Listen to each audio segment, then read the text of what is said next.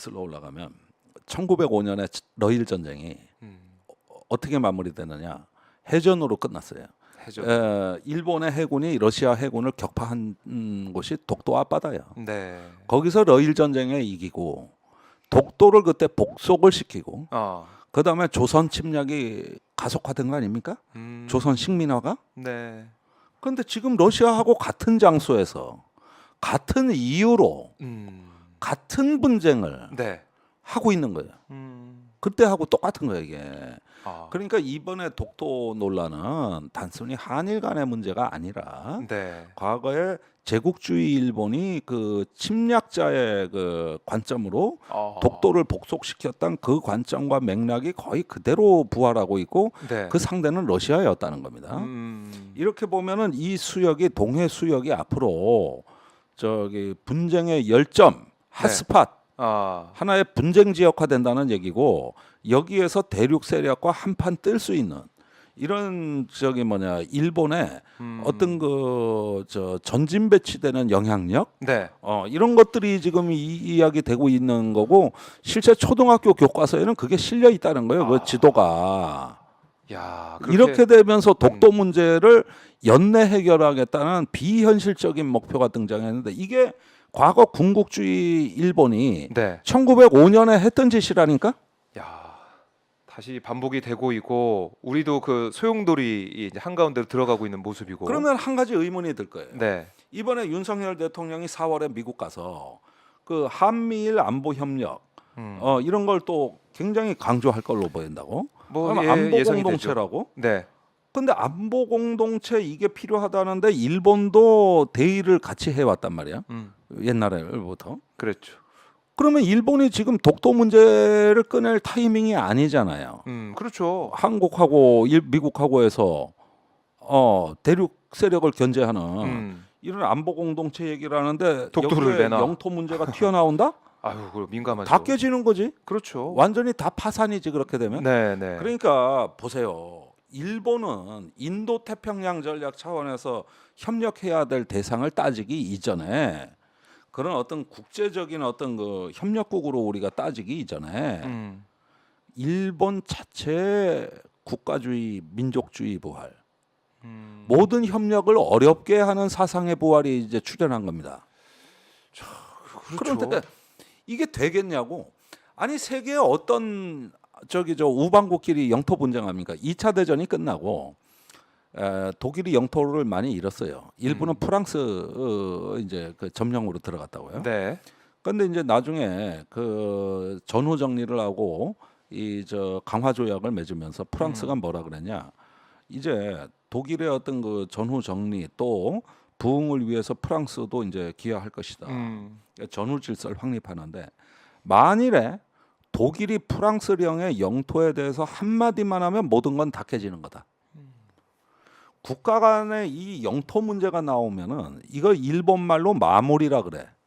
네. 모든 국가 관계를 순식간에 그냥 초토화시키는 마력을 발휘하는 괴물이라고 예. 그 뜻으로 일본에서는 영토 분쟁은 마물이라 그래. 마물. 마몰. 마물. 마물. 예. 그래요? 그랬는데 예. 일본의 정치인들이 그 유혹으로부터 벗어나질 못해요. 영토 분쟁을 선동하면 표가 쑥쑥 들어오는 게 보인대. 예.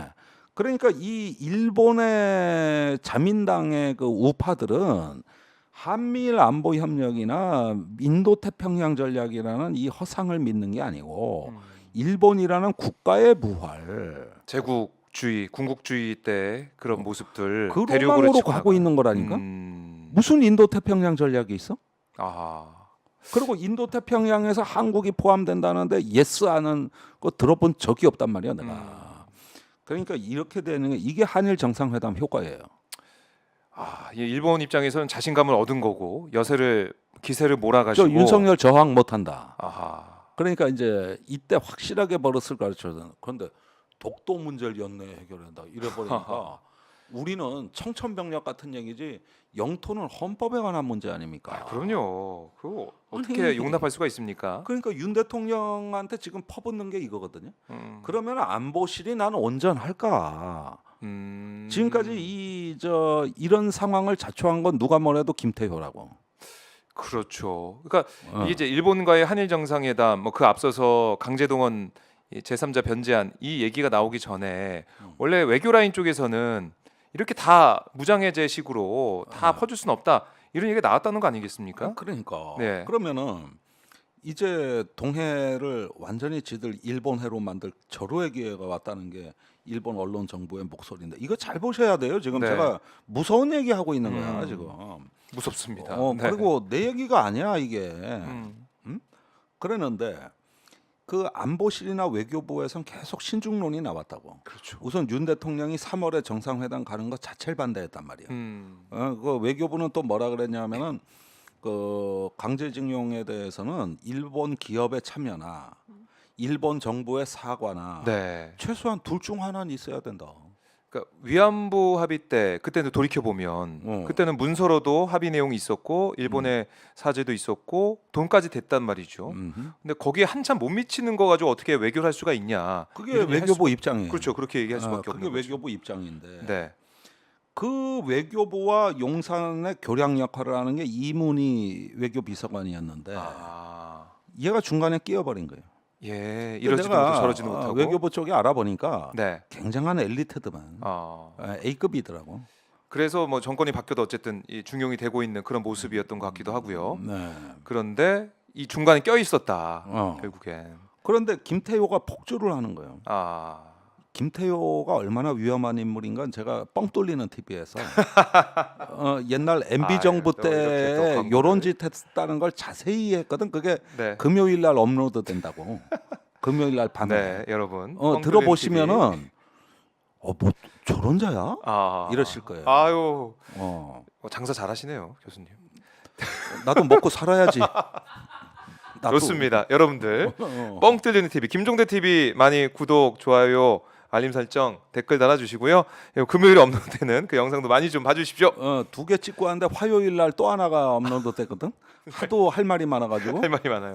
그거 연속 시청을 하시면은 아, 최근 주변에 대한 여러분들 역사 공부가 예. 이 국제 정치에 대한 기본 수준이 음, 한 레벨이 높아질 거야. 한 레벨이. 좋습니다. 여러분들 꼭 보셔야 됩니다. 그러니까 여기서 다 깔 수가 없는 거야 내가 지금 알겠습니다. 사정에. 맛만 거기서 보여주세요. 봐야 되니까. 맛만 보여주세요. 예.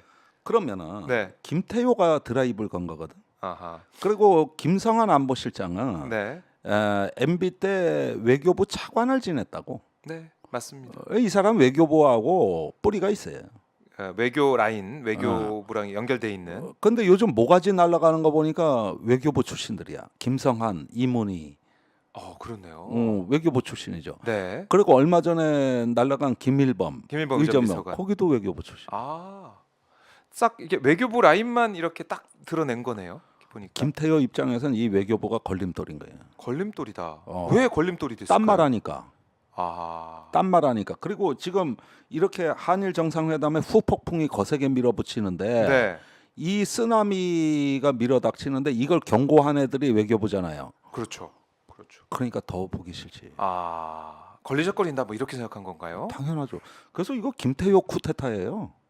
김태효 쿠데타다. 네. 오. 그리고 했던 짓이 MB 때도 그랬어. 네. 그것도 뻥 뚫리는 TV에 자세히 나오는데 재밌는 얘기인데 그래요.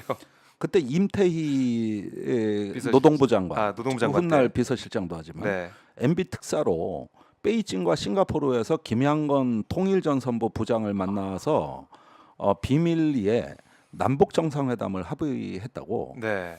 그 회담이 아주 잘 됐다고. 아. 그러니까 몸이 다른 대외전략비서관 김태효가 네. MB를 긴급히 찾아가서 북한은 망할 나라인데 왜 정상회담 추진하십니까? 이래가지고 판을 깬 거지. MB가 그리로 또 넘어간 거야. 예. 그리고 그 기세를 몰아서 지소미아 그 한일 군사정보보호협정을 그걸 밀실 협상을 해가지고 저기 긴급 안건으로 국무회의에서 통과시키려다가 네. 직전에 걸려가지고 아하. 그래가지고 저기 잘린 거 아니요. 온갖 사고란 사고는 다쳤거든. 네. 저는 그게 천안함 연평도 포격 사건의 배후라고 봅니다. 그때 그 남북 관계가 깨지면서 극단적 상황이 조성이 되고 네. 엄청나게 이제 파국적인 상황에 경고가 계속 들렸거든요. 남북 간의 신뢰가 깨지면서 예. 그렇게까지 갔다. 그래서 저 얼마 전에 윤석열 대통령이 그 서해 수호의 날 네. 그 가서 그 산화 한 55명의 여태까지 서해에서 돌아가신 해군 장병 이름을 일일이 거명하며 눈시울을 붉혔잖아요. 네. 근데 그 사람들이 왜 죽었을까? 음, 특히 천안함 46용사는 네. 영문도 모르고 왜? 그 배후에 어떤 일이 있었던 거예요? 이거 여태까지 밝혀진 적이 없잖아요. 그렇죠. 그렇죠. 김태효한테 물어봐야지. 아하. 너 그때 남북 관계 판을 어떻게 깼길래? 아, 어? 이렇게 이런 일까지 벌어질 수 있는. 그리고 또 베이징 가가지고는 또 천안함 후에 저 돈 봉투 내밀면서 네. 북측에서 천안함 사과를 해달라고 그러면 북측이 발끈할 거 아닙니까? 그러니까 아니 북측에서는 그냥 사과가 아닌 표현을 할 때 남측에서 사과로 비춰지는 표현 정도 하면 될 거 아니냐. 그러니까 이제 뭐 이런 새끼가 다 있어. 뭐 이러다가 이제 했는데 돈 봉투를 내밀더라는 거 아니야? 네. 그게 이제 북한이 다 공개해 버렸죠. 공개를 해버렸죠. 김태용 거의 반박 못했지. 아. 사실이 아니다 그랬는데 뭐가 사실이 아닌지를 직시를 못하는 거예요. 아하.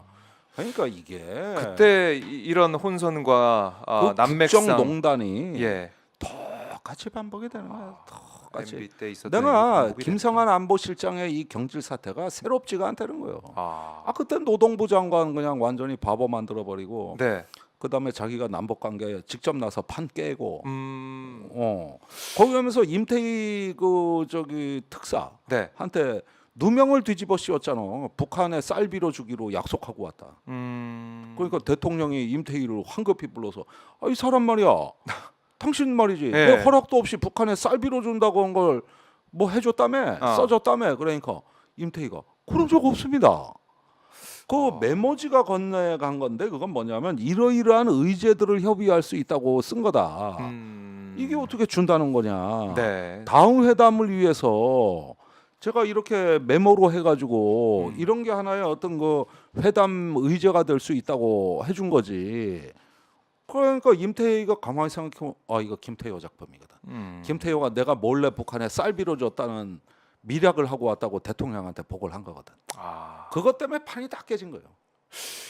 그때 그 전례 그런 상황을 비춰보면 이번에도 이 국가안보실 내에서 안보실이 그런데 이번에 이제 저기 트리거는 뭐였냐? 네. 레이디 가가 블랙핑크. 블랙핑크. 넌 블랙핑크 저기, 좋아하세요? 아니 내가 잘 몰라요 사실은. 잘 모르겠어요. 사실은. 네, 한번 보세요. 우리 대한민국을 대표하는 그룹입니다. 그래요? 네, 이 어떻게 보면 문화 교류 이게 이제 보고가 계속 누락이 됐다라는 게 언론 보도 통해서 나왔고 이게 주요 원인처럼 비춰지고 있는데 그 안에 더 깊은 갈등과 치고받는 모습이 있었다 이런 거네요. 그렇죠.